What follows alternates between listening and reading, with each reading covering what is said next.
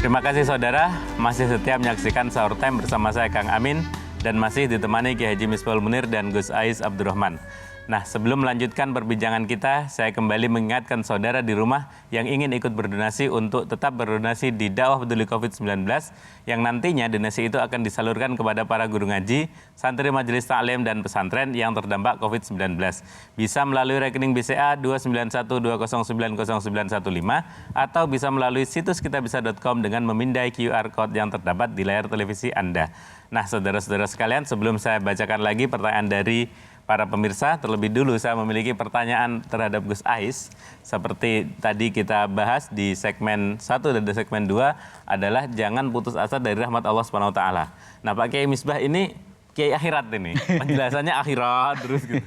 Barangkali Gus Ais punya penjelasan yang terkait kehidupan dunia. Yang dimaksud rahmat Allah selama di dunia itu gimana sih agar kita nggak putus asa gitu, Gus? Iya.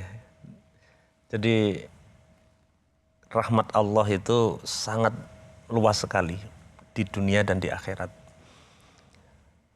Di dunia, rahmat Allah itu banyak hal. Kita diberikan nikmat sehat, Islam, iman, ihsan, dan seterusnya.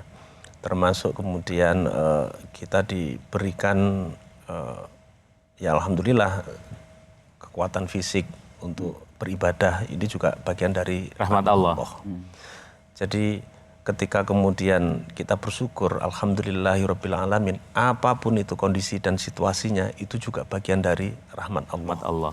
Banyak sekali, naudzubillah min dzalik, ketika seseorang tampaknya sangat segar bugar, tidak membutuhkan apapun dengan kebutuhan secara materi tercukupi, tetapi bersyukur saja tidak. Ini kan naudzubillah. Artinya bahwa ada banyak hal yang sebenarnya rahmat Allah ini bagi kita manusia saat ini, hidup di dunia ini, itu harus kita syukuri secara baik. Dengan begitu kita bisa melakukan amal soleh, amal ibadah, dan amal-amal yang lainnya termasuk amal jariah, berdonasi sekalipun. Ini juga bagian dari rahmat Allah. Gitu. Jadi kalau rahmat itu kita syukurin, insya Allah ditambah, Gus ya? Itu bagian dari janji Allah untuk kemudian menambah apapun yang telah disyukuri oleh hambanya. Baik. Terima kasih Pak Kiai. Kita lanjutkan ke pertanyaan pemirsa. Ya. Ada Ibu Latifah di Karawang. Ini akhir Ramadan seperti biasa. Pak Kiai, bagaimana hukumnya menukar uang? Apalagi yang biasa ditemui di pinggir jalan. Ya nukar-nukar uang itu Kiai. Hukumnya itu gimana?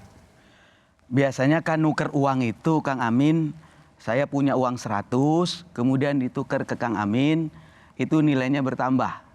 Misalnya Kang Amin minta di atas 10.000 kan gitu Kang Amin. Hukum begini ini masuk jual beli. Walaupun bahasanya tukar. Jadi masuk kepada jual beli. Itu boleh Kang Amin. Boleh.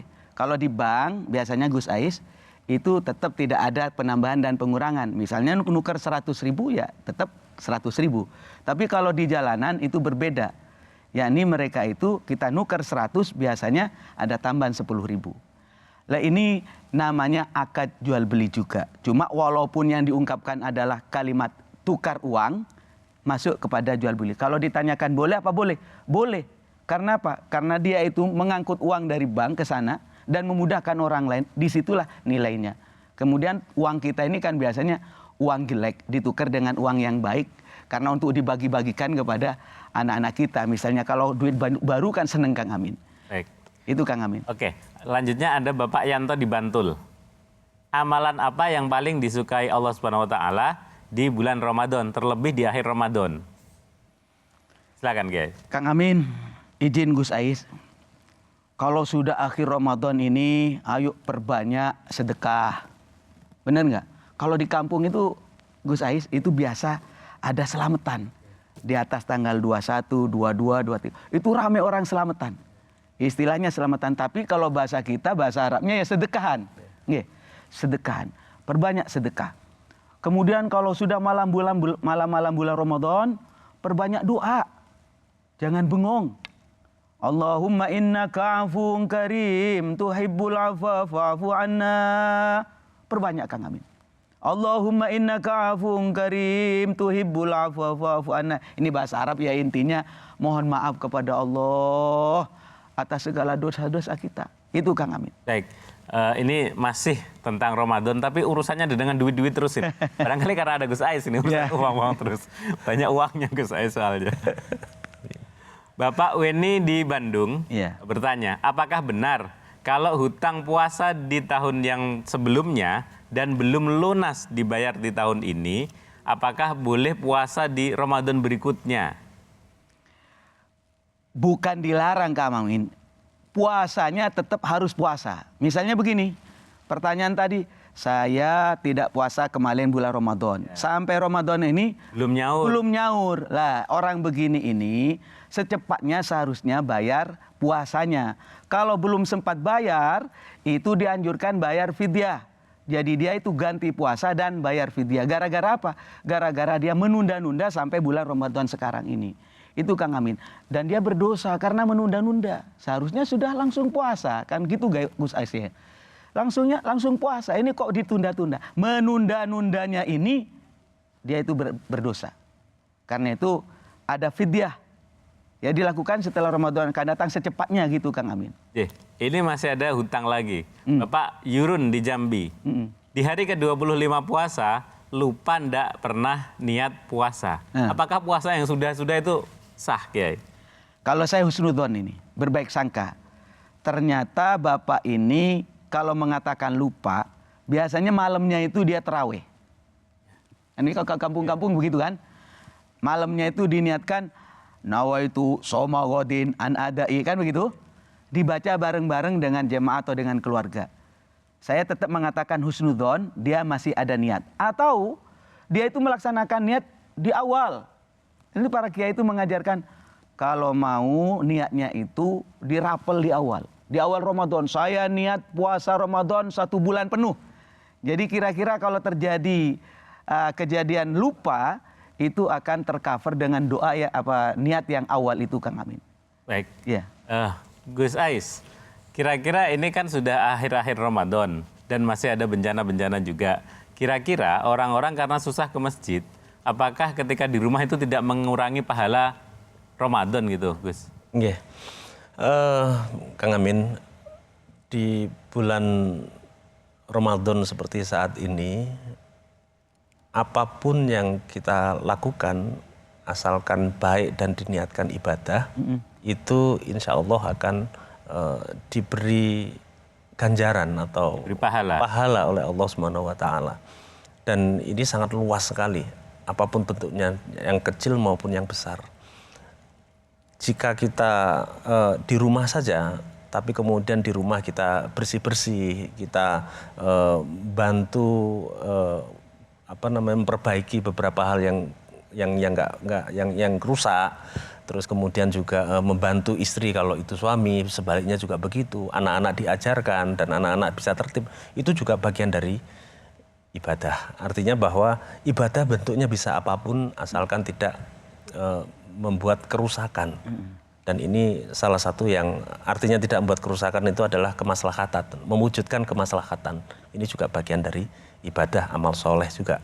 Jadi misalnya mengingatkan orang untuk jaga jarak, mengingatkan orang untuk tetap jaga kesehatan, jaga imun, itu bagian dari kesehatan, bagian dari kebaikan. Betul, itu juga bagian dari kebaikan. Tentu cara penyampaiannya harus yang santun. Tentu juga semuanya harus terukur. Jangan sampai kemudian malah menimbulkan kesalahpahaman baru. Nah, ini juga penting. Artinya bahwa kedewasaan kita dalam kondisi-kondisi saat ini itu juga menjadi salah satu hal yang utama juga untuk diperhatikan. Baik, mungkin ada yang ingin disampaikan ke masyarakat, Gus, terkait situasi yang seperti ini? Iya, situasi saat ini merupakan situasi yang kita rasakan bersama dan cukup berat. Artinya banyak sekali masyarakat yang tidak mampu, yang harus kita tolong bersama-sama, yang kita bantu, dan itu bisa melalui banyak hal untuk membantu. Salah satunya donasi lewat Nuker Lazisnu, ini juga bisa, atau lewat kanal-kanal yang lain. Nah, saat ini juga sangat mudah sekali untuk membantu.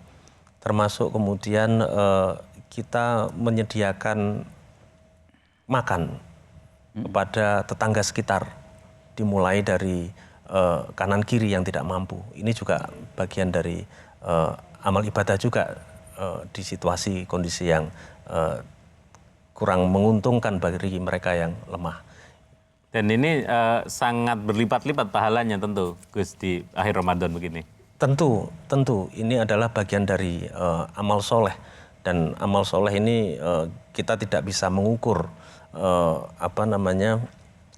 imbalan apa yang akan diberikan oleh Allah. Yang jelas sesuatu yang kita lakukan ini, jika kita lakukan apalagi dengan cara yang refleks, karena terbiasa begitu, ini malah bisa menjadi ganjaran tersembunyi. Mungkin kita nggak merasa, tetapi kemudian ini dihitung menjadi salah satu pahala tabungan bagi kita besok di akhirat, Gus, ya. Betul, ya. Oke, baik Gus, terima kasih. Nah, pada sesi ini seperti biasa Gus, Pak Kiai Misbahul Munir ini akan memberikan ijazah amalan untuk para pemirsa.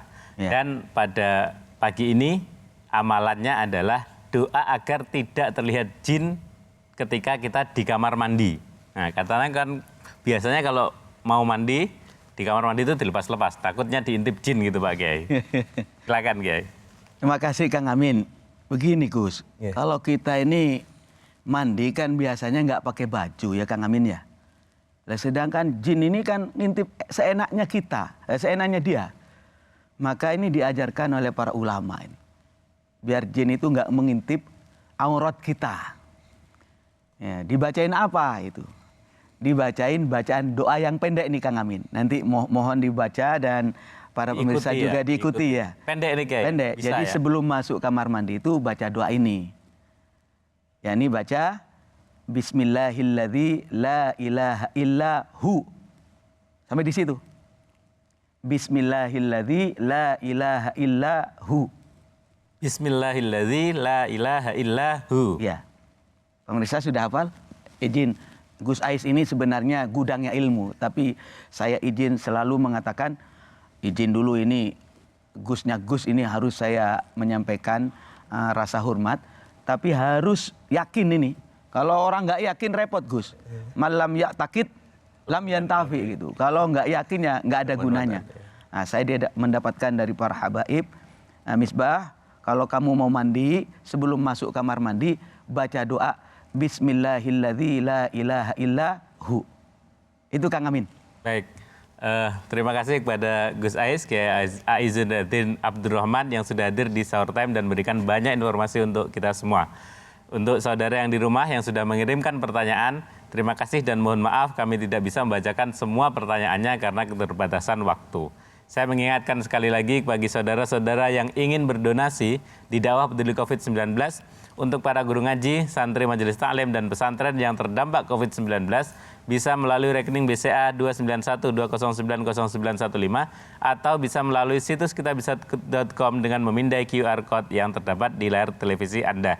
Selain donasi, Anda juga bisa menyalurkan zakat melalui NU Care Lazisno di nomor rekening yang tertera di layar televisi Anda sebesar Rp35.000 per individu. Tetap saksikan Sahur Time karena nanti di sesi nanti Kiai Haji Misbahul Munir akan membimbing kita untuk berzikir, berdoa bersama kepada Allah Subhanahu wa taala. Mari siapkan hati, ambil wudhu dan tata doa-doa terbaik yang akan kita lantunkan nantinya. Sahur Time akan segera kembali setelah jeda yang berikut ini.